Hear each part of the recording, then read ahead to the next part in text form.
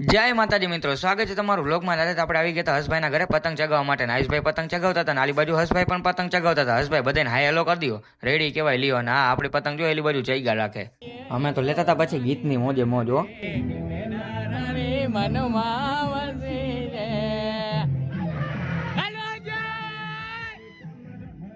પછી તો મિત્રો હું આવ્યો ત્યાંનો ફિરકી પકડા રાખું ને આ બે મારો વારો નથી આવવા દેતા. જો આ આલી બાજુ ચોટી પડ્યો ને આ આલી બાજુ ચોટી પડ્યો છે ભાઈ. પતંગ ચગાવવાનો વારો આવ્યો જાણે મને મજા નહીં આવે, કપાવરાવી જોઈશે પતંગ. પછી મિત્રો આપણો ટાઈમ આવી ગયો તો ભાઈ બે પતંગ હવે લડાવવાની, આપણે ઢીલ જ નથી દેવા દેવી, ડાયરેક્ટ જ હસભાઈની પતંગ જ કપાવરાવી નાખે એટલે આપણો વારો આવી જાય ને. क्या बात है सर, क्या बात है। પછી મિત્રો ફાઇનલી આપણે પતંગ કપાવરાવી નાખી. कैसे कैसे लोग रहते हैं यार यहाँ पर। હવે ફિરકી વીટી નાખી આપણે સાના મુના, કેમ કે હવે આપણો વારો છે તો ભાઈ કાયો કા ફિરકી વીટી નાખી. હો ગયો કા જલ્દી જલ્દી જલ્દી જલ્દી. એ ગઈ અરે કાંઈ વાંધો હાલો.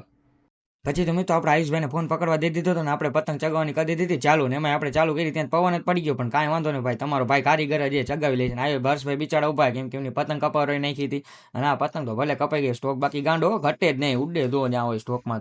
તો હવે મિત્રો અમે પતંગ ચગાવીને મોજ કરી લઈ, તમે પણ મોજ કરી લ્યો અને હેપી ઉત્તરાયણ બધાને. અને મળી આપણે નેક્સ્ટ વ્લોગમાં. જય માતાજી મિત્રો.